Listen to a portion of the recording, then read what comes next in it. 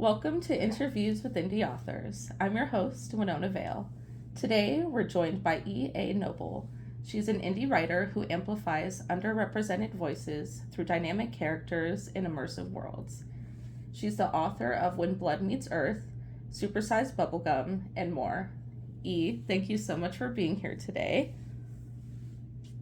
Oh, thank you for having me. Of course. Excited for you to be here. To start us off, can you tell us more about your characters and what they go through When Blood Meets Earth and in Supersized Bubblegum?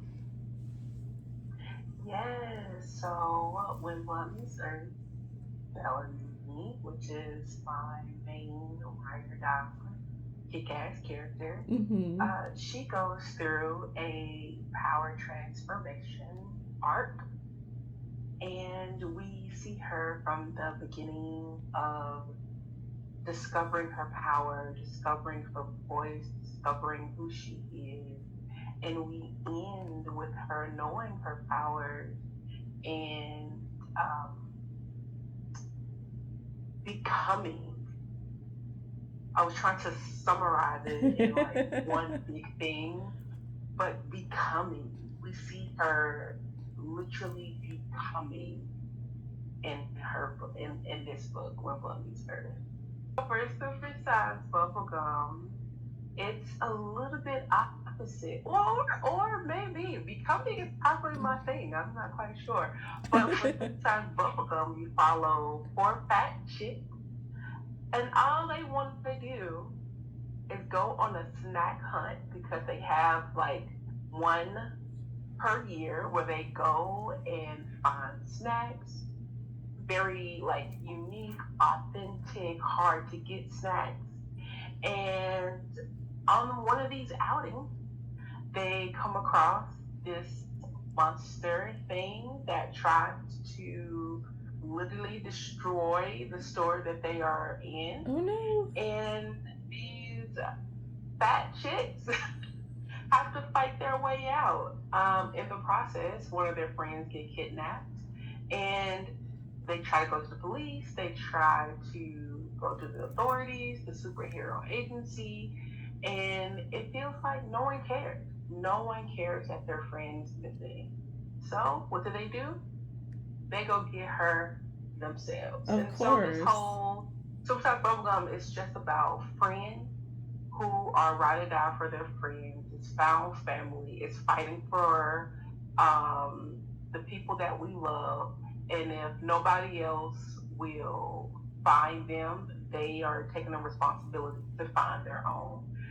One of the key phrases in Supersized Bubblegum is, "We are our own heroes." Mm. So, yeah. I love that. Thank you so much for sharing. When you sent the email for your newspaper questions and I saw Supersized Bubblegum, I was so excited to see it because when we were in the book club meeting for Left Unread, Michael had brought it up and I was like, oh wait, or maybe you brought it up because you had said that the author of T.J. Young and the Orishas had helped you with the formatting. Yes. Yes, Yes, Antoine. Yeah. Yes, so I was so excited to see it, and I'm definitely going to pick that up because that sounds like such a fun read.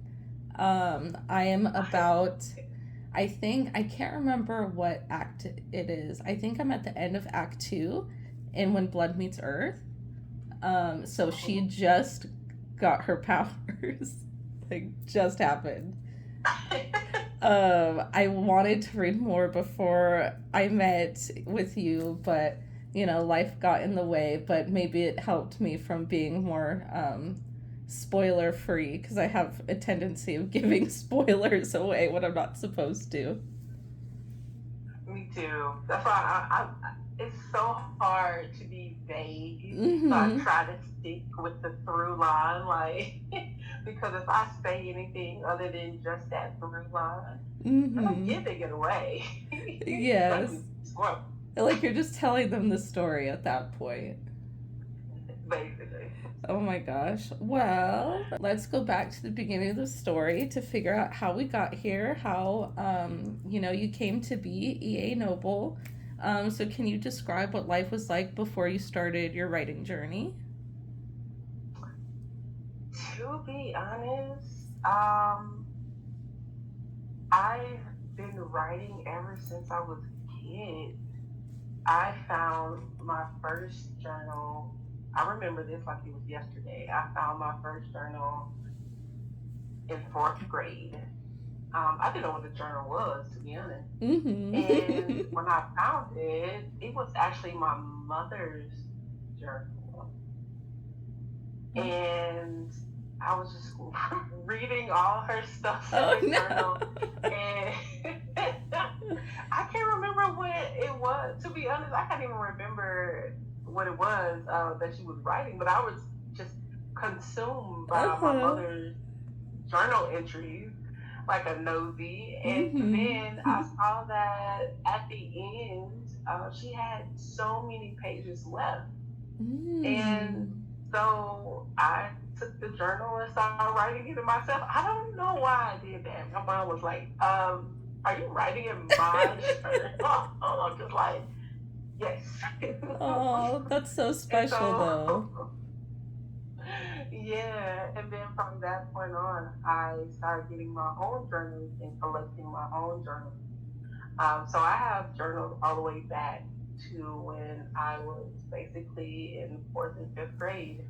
Wow. And but however, I always knew I wanted to be an author. I just knew it. I just knew that writing was what I was supposed to do.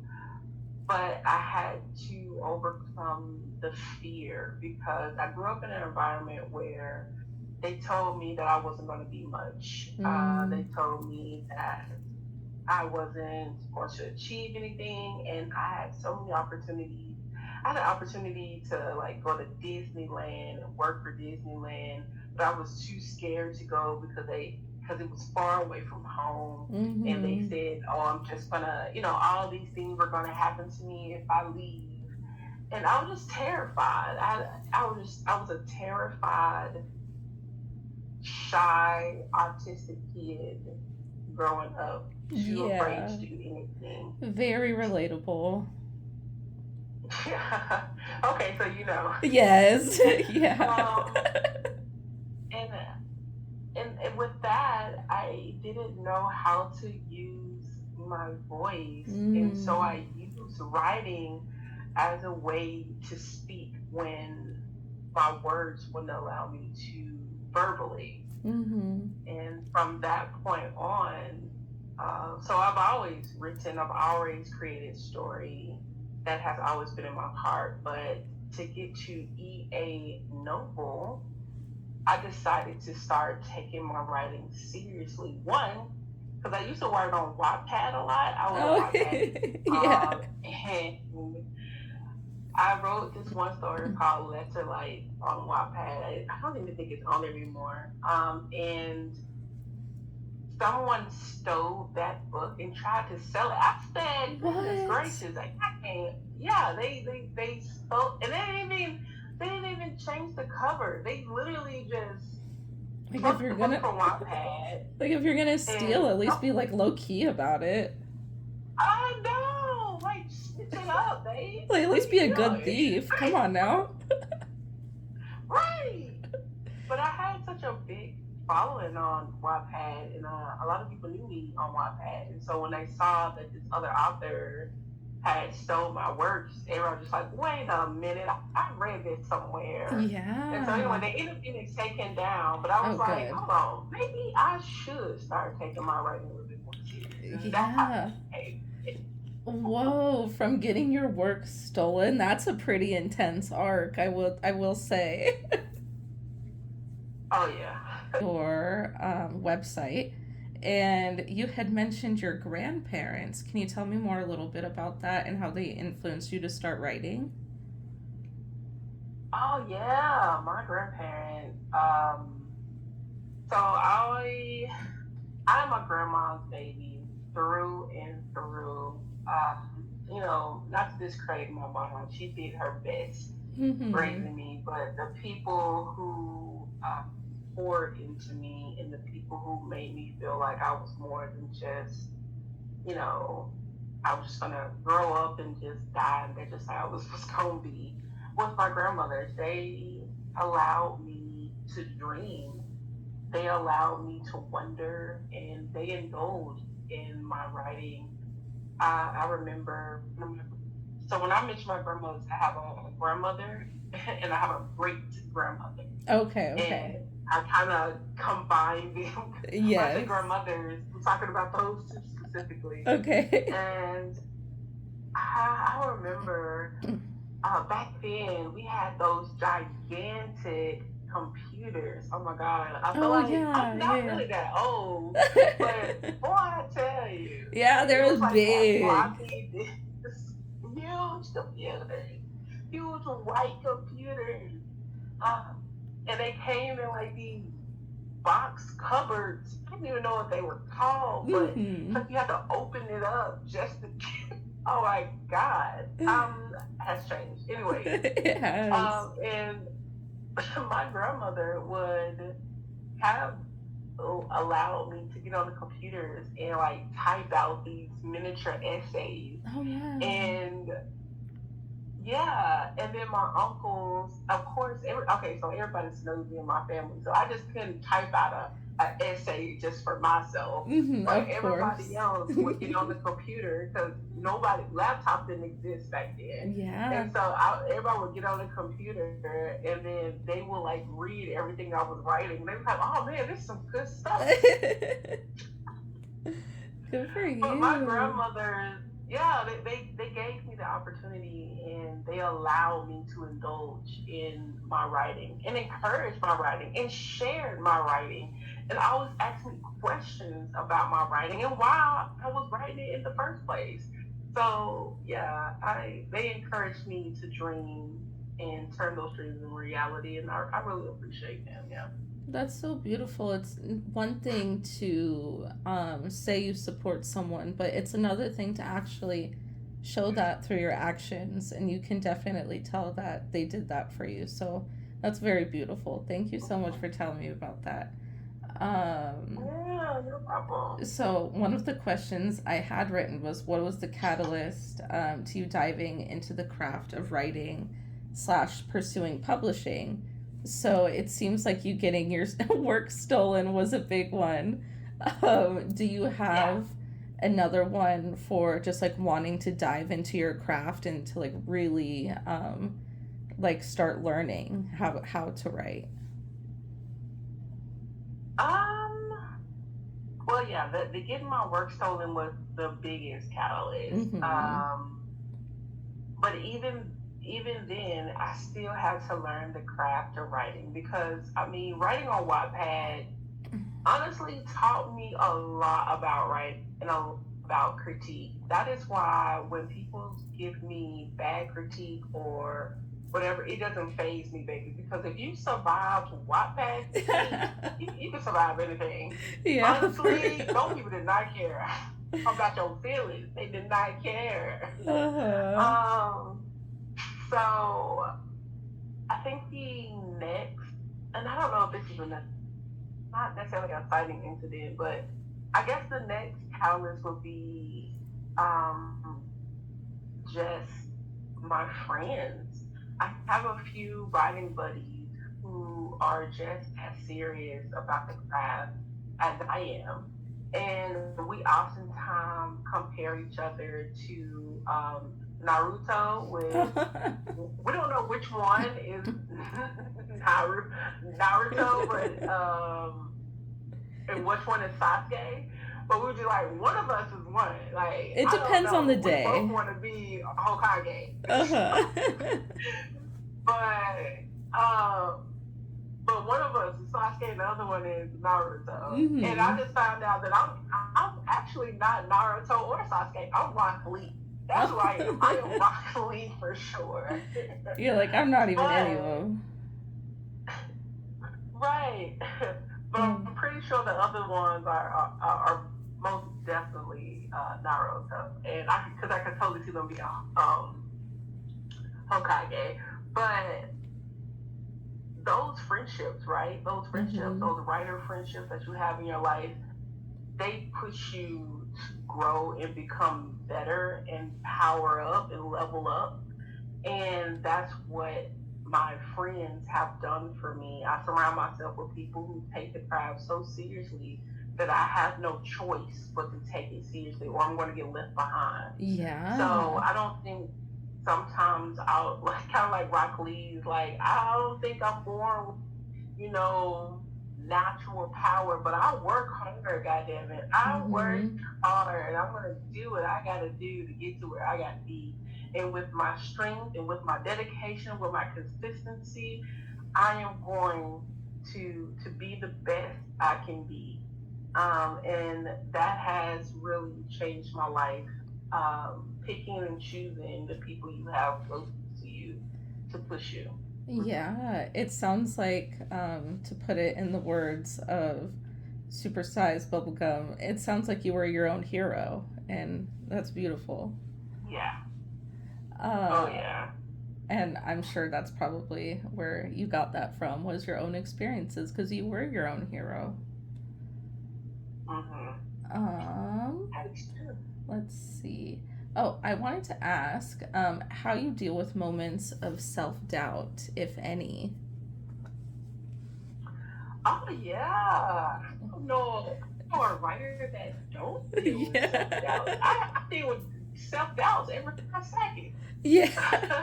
Good to know. every time, every time I get a rejection back from a literary magazine, I'm just like, it sucks.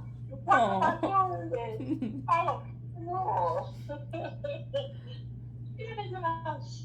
But the thing about it is, I think we all struggle with doubt, including myself, and you have to really ask yourself how bad you want it, and um, are you going to allow those doubts to paralyze you, stop you, to keep you from getting your wants, needs, and desires? If you stop writing today, how will you be impacted by it? And I realized that if I stop writing, if I listen to my doubts, if I let them take over, I will be miserable. I will be depressed. I will be sad. I will be purposeless. I wouldn't have purpose. My purpose is to write. And so, yes, have doubts, have fears, but don't let those fears and doubts be the loudest voice. That's so Tell them true. hello. Yeah. Um, who is there anyone specifically that's helped you along the way to get through those moments? Yeah, I would say all of my friends. My friends are my biggest. They are my biggest cheerleaders, but they're also my biggest critics. Yeah. And when I'm down on myself, my friends are like, "Okay, this is going on. I need you to like get it together." Mm-hmm. That's so important. So, uh-huh. Yeah, my friends, that's all I can say. My friends, my found family has helped me push. Hmm. What did you start doing differently in your writing craft that led to positive change?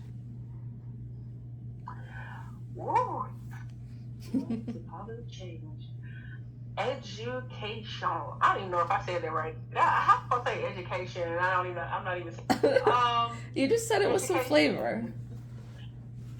Like education. Um. Yeah, I educated myself a little bit more. I know in one of the newspaper questions that I answered, I struggled with completing stories. I had Mm. so many uncompleted manuscripts because I always hit that middle, and then I'm just like, and I'm just stuck there.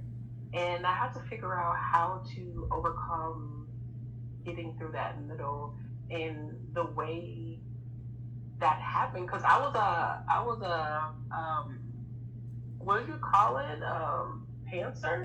I was a Yes. pantser. Uh-huh. I'm learning to And I'm just like, not be a oh, I'm gonna go with pantser. abs. Yeah. Yeah, that was my You said first you're ready to interview. not? Yeah, so when I'm writing like personally, I'm a plotter to the point of fault.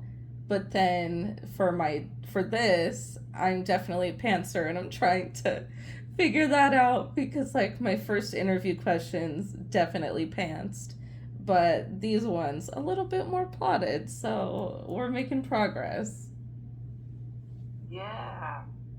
And you know what? And you know, I was hardcore pantser back then. I was like, I'm just gonna let the story take me where it goes. But for the most part, pantsing was one of the main reasons why I couldn't get over that middle. Yeah. So instead of that, I had to switch over to plotting, Dun dun dun. outlining, and but it's not just plotting and outlining. I want to here. It's more so learning structure. That is the key. Mm-hmm. Because whether you pant or whether you outline or plot, you have to understand story structure. And there's multiple structures. You got the 3 act structure, you have the 7 act structure, you have, you know, all these different type of names for structure. And that's just American structure. When Mm-hmm. you look at like Japanese storytelling structure, Korean story, Chinese story structure, they have a whole different type of structure in their Yeah. stories.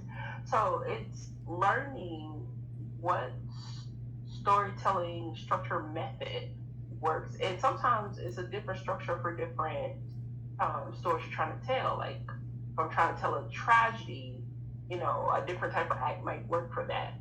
So that is what kind of changed my life is learning story structure. So now, so for example, I just got accepted to um, my first major literary magazine, Yay! and it's one of my goals that I've always had for the rest of my life to get it for the rest of my life for a big part of my life to get into Violet Mag. I don't know if you ever Oh, heard of them, but yeah. if not, they are a Black speculative fiction magazine, Mm-hmm. or award-winning magazine. You should definitely take a look at them. And I always wanted to be in there, but I never thought I was good enough.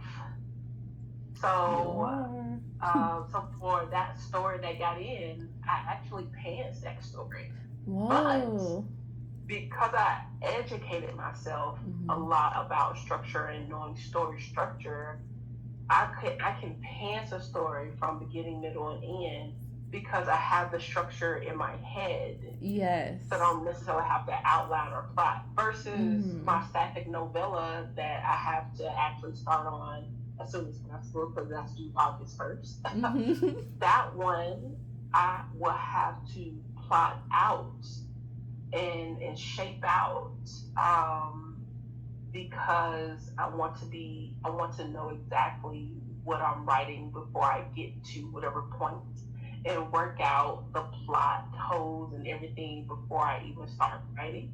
So when Mm-hmm. I do write it, it can be smooth and Yeah. go. So again, that's because I've already studied structure. I think that's really important. Whether you're a pantser or plotter or outliner or whatever, you need to know the structure of a story, Do you have and a I think fav that helps. Do you have a favorite structure that you sort of lean towards? Um, no, not really, because it just depends on, The story. like, if I it depends on the story. It really does depend on the story and the length of the story. So you don't want to you. I know you mentioned Save the Cat. Mm-hmm. That's more like a 50. I believe that's like a 15 sheet. Something like that. Uh, yeah, something like that. Mm-hmm. You don't want to use 15 beats with a short story you got to submit to a literary magazine. That is wild. Yeah. Uh, You don't want to use that. Maybe the three act structure is a little bit better, or a whole different short story structure might be a little bit better for that Mm-hmm. one. But so if you have like a novella or a full length novel, maybe the Save the Cathy Sheet is better for that, or the hero's journey is better for Mm-hmm. that, depending on whatever story you're trying to tell. So I try not to put myself in a box like, oh, I have to use this structure. No, study all the structures, study all Mm-hmm. of them, and choose which one best fit the story that you're trying to tell. Yeah, I definitely need to familiarize myself with more of a variety of structures because that definitely makes a lot of sense. Can you, going back to When Blood Meets Earth, can you tell us a little bit more about like who your characters are and your process of coming up with their wants, needs, and goals? Oh yeah, yeah. So it's so many characters actually. I don't. Just So pick a I guess couple. I should start with Bellamy and then work my way out. I guess. So Bellamy, the opening sentence for When Blood Meets Earth. I was trying to see if I can remember it from the top of my head. I can grab But it. it's it's not a matter of if, but when. My Mm. gifts will manifest. Mm. And so that kind of kicks off with what Bellamy's wants and needs and desires is off the back. It's not a matter of, if or when. My powers Mm-hmm. will manifest. I have the emerald green eyes. I have the bloodline. I am marked by the gods. I want to to become what they say I should become. They say that I should be this great, earthborn princess, and I want to be, but it's just not happening, bro. I don't know what the hell is going on. I don't get it.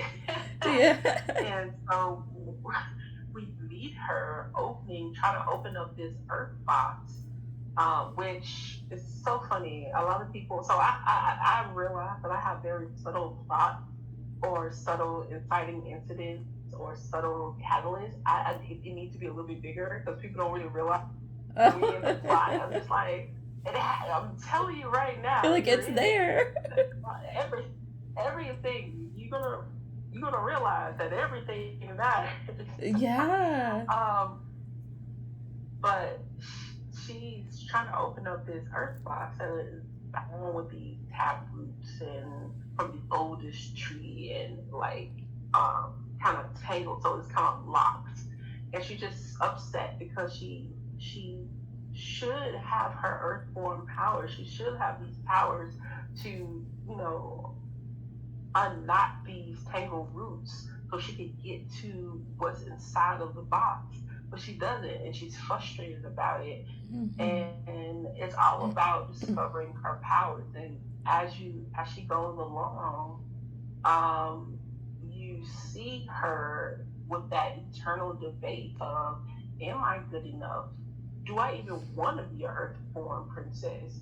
Why I can't just be a person in the army, a blood elite? Why I can't do what my father does? Why do I have to crown? Give it to my sister then. Is it because I'm the eldest? Well, I don't Mm-hmm. want to be the eldest. What happens if I don't ever come back home?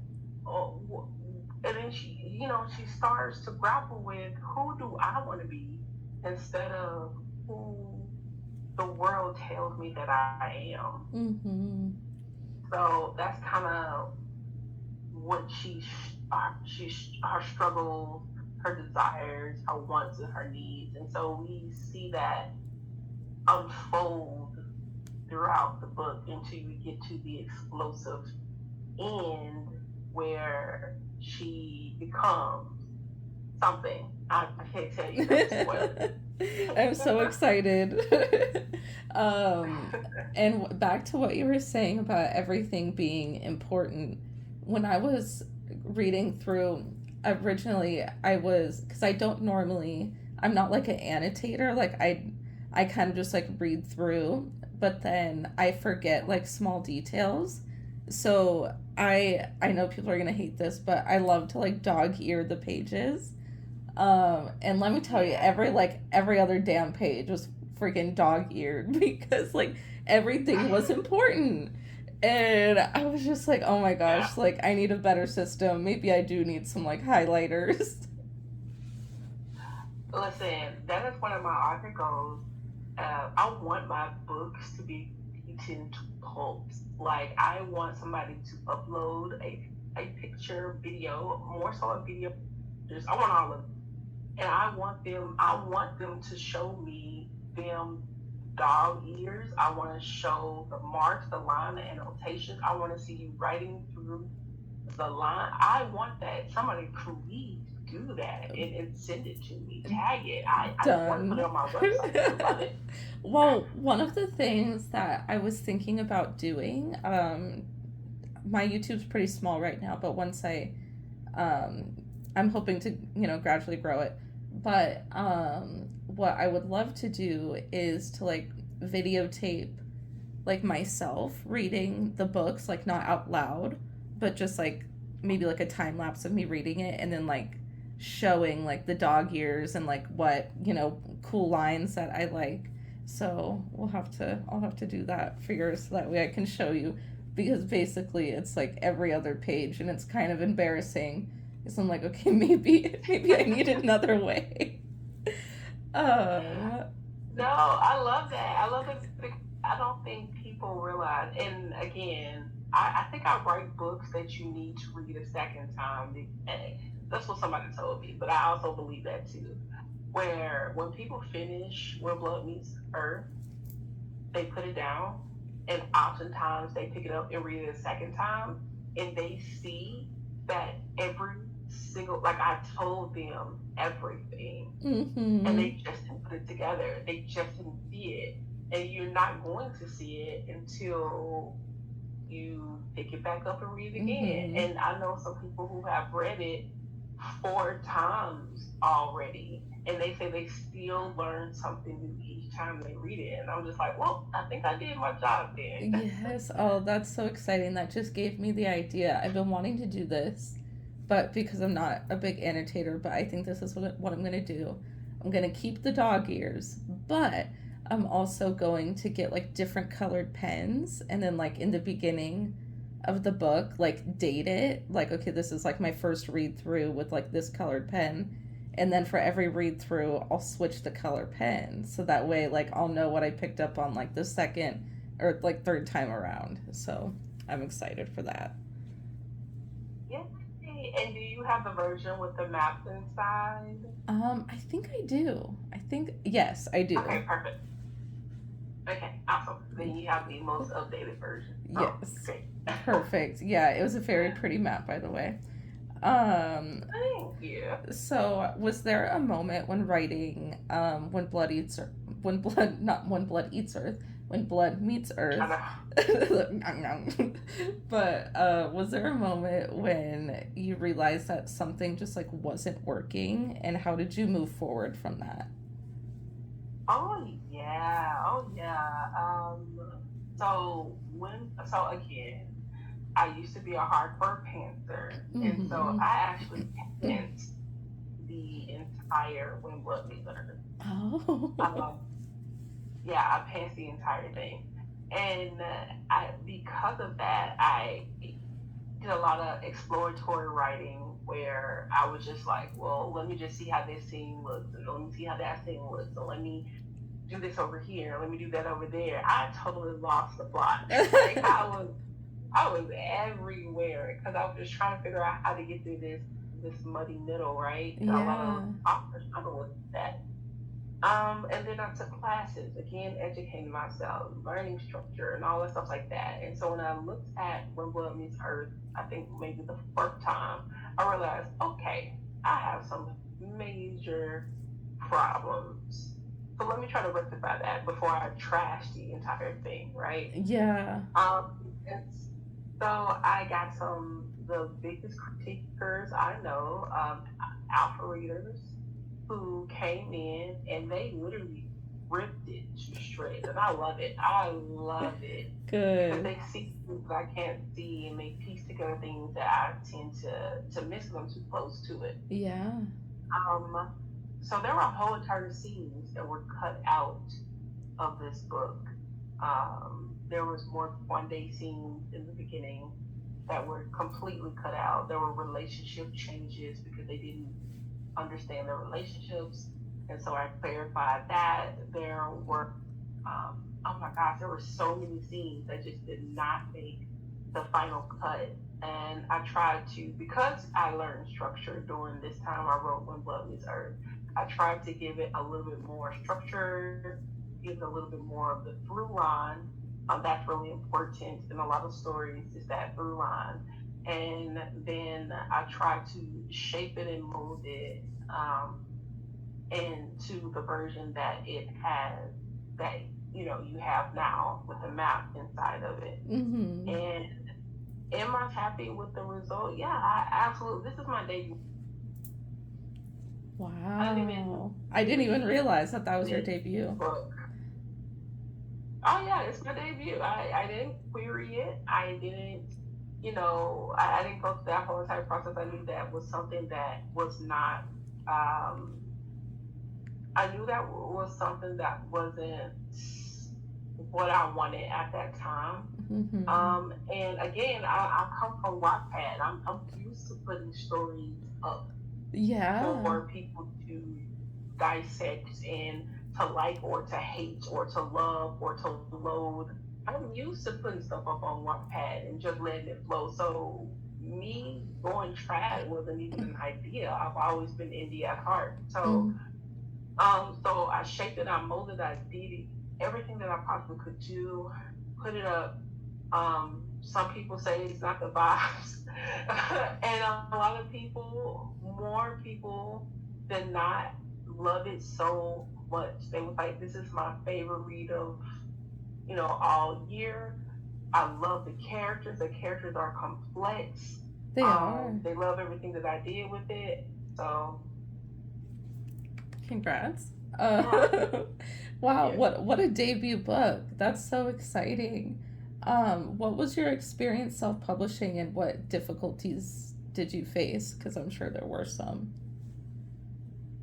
Yeah, I think there are two bigger things: stereotypes and community, or getting your team together. So when Mm-hmm. I chose to indie, there's people that will tell you to your face that you're not a real author because you didn't go trad, or your book is not good because you're indie. A lot of people assume that indie books are just not good, or they Mm-hmm. are traditional rejects. Again, querying something that I never, it never came to my mind. Yeah, Matter same. of fact, querying now is coming to my mind because I have some books that I think that'll be great trad, but back then, no. I always been indie, like I said. Yeah. So it's the stereotypes and people that will literally look at you in your face and say, um, you're not a writer, you're not good enough because you aren't trad. Um, and no one really cares if you aren't trad. Several people said that to me. That's so And so that kind of sad. got me, go ahead. Oh, I was just gonna say that's so sad because like when I was first getting into the book community and things like that, I have found a much better found family in the indie publishing space than I ever did when I was like wading the waters of like the trad space on the internet. Mm-hmm. Because I'm Because not indie, published yet, but the mhm. indie communities is where it's at. yeah, and you'll see also if you notice a lot of women, especially people of color, a lot of people of color are leaving trad to go to indie spaces Mm-hmm. because they see that one, they're not being treated well in trad. I'm not saying that all people of color aren't being treated well, but um, when it comes to experiences, there are more horror stories that I see success stories Mm-hmm. that I've heard. You know, I'm just one person. And then from indie spaces, yeah, I think yeah, indie, yeah, we have to pay everything out of pocket. That will be a barrier for a lot of people. Yes, there are some indie people who cut corners. They don't um, get editors or alpha readers or beta readers or critique partners. They don't go. They just write the book and just put $7.99 on it and Mm-hmm. expect people to accept, you know, trash. And I mean, those are people out there that's like that. Um, and to be quite frankly, I paid, you know, thousands of dollars for When Blood Meets Earth to be edited, and that was the second problem I came across is that there's a lot of scams in the indie Mm-hmm. space. So many, y'all have to like if you're listening to this and you're indie, really vet the people that's telling you that they can do things. Because I'm gonna tell you right now, when I had to republish When Blood Meets Earth, because I hired an editor, a copy line editor, and they messed up my manuscript. And I knew something wasn't right, but I couldn't put my finger on it. I was like, some of these Mm-hmm. sentences aren't right. Some of this, why did she put semicolon? I had semicolons throughout the entire book. I was like, this don't feel right. Mm-mm. But because I wasn't educated enough about like copy line editing and stuff like that, I had to go with this is what the professional said, this is what I paid her to do, and this is what she gave me, and it totally was a horror story. And so I had to unpublish that version and find another editor who is so like he loves grammar. Grammar is his thing. And we bartered like because I couldn't pay another a Mm-hmm. thousand dollars for editing one. And so we traded. I did something that he really needed, and he did something for me that I really needed. Got together, and we put we you know made a success. And now Yeah. you get the version that we have, with the map. If you have the version with the map, you have the version of the book. But before then, yeah, it was just a complete horror story. So making sure one, don't listen to the naysayers about indie, and two, make sure you're not being scammed. Yeah. Vet your people. Oh, that's so unfortunate, but you reminded me of real quick, wanted to plug the Discord. If you're not in our Discord server, to all of those who are listening, why aren't you there? We're a community of diverse indie writers, and there's a place called the Indie Writer Quests where you can tell us about your book for future readers to find. And then we also have something called the Creative Connections, which is what made me think of this. So, with the Creative Connections, you can buy, sell, and trade services. So, for example, if there's someone in the community that you like their artwork, or you want artwork done, or editing services, or anything like that, the community or the Creative Connections is where you would go to find it. Right now, our community is still pretty small, but as we grow, I'm hoping to be a viable place to find services like that, especially the trade services, because I think we all have our strengths, and I think there's definitely someone that you could pair yourself with at some point in the group that can help you with those things. And on top of that, what you were saying with the costs, eventually I would like to like sponsor writers. So I'm not sure how to do that on like the technical side, whether it would be like setting up a fund and then I give the money to the writers, or I just promote your guys's like Kickstarters or things like that. But I definitely want to find a way to help indies with the financial side of it as well, because you are so right. It definitely is a huge, makes a huge impact and is a barrier for a lot of people getting into indie writing. For one of my last questions, what projects are you currently working on and coming out soon? It's a lot. It is a lot. So we all know about When Love Me First, and we all know about Supersized Bubblegum, and I mentioned the Fire Isekai issue, which you really want to read that story. That's one of my favorite stories I've written this year. I love that. And it's called The Time Grandma Jumped into a Lake and Transformed into a Kung Fu Warrior. You put that in the newspaper thing. I'm so excited. It is so amazing. One of my favorite stories I've written to date. And I also have When Blood Meets Earth audiobook that is coming out soon. That's so exciting. I was looking for it if you had one out, and I was sad that you didn't. So that's very good news to me. It's coming out because, like I said, my readers, they showed up, they supported, and they loved it so much so that it's because of them that I can afford getting the audio version, because the books have to pay for themselves in a sense. Yeah.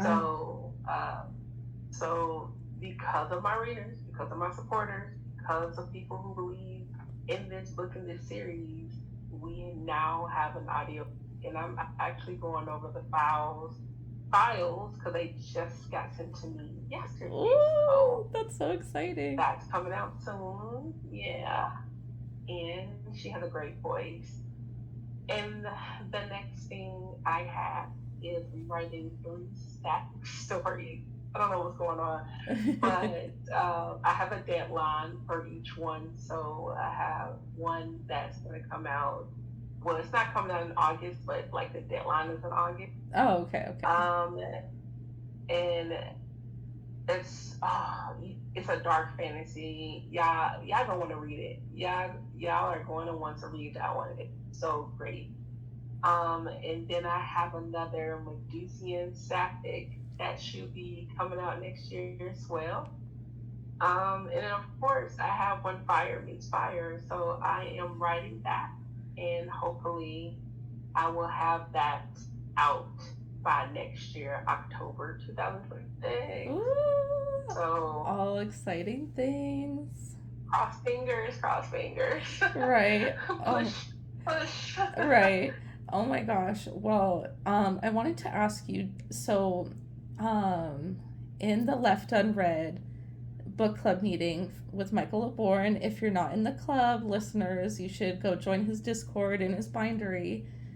He fights for Black and Brown indie authors, and they're publishing a kick-ass book called Cry Voidbringer, and Devil of the Deep. But when you were in the meeting, I was like typing some of the things that you were saying. So do you mind if I read a quote that you had said in the book club meeting?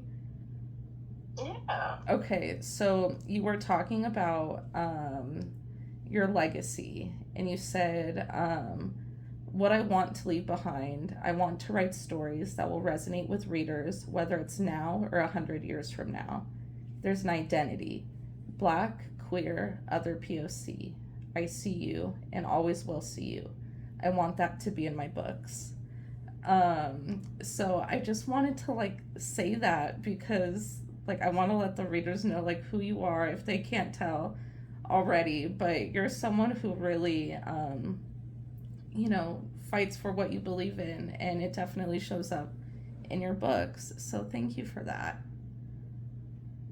Yeah, no, thank you. I really appreciate you bringing that back to me because it's so important for me, and especially with the current administration and the current things that's going on in the world today.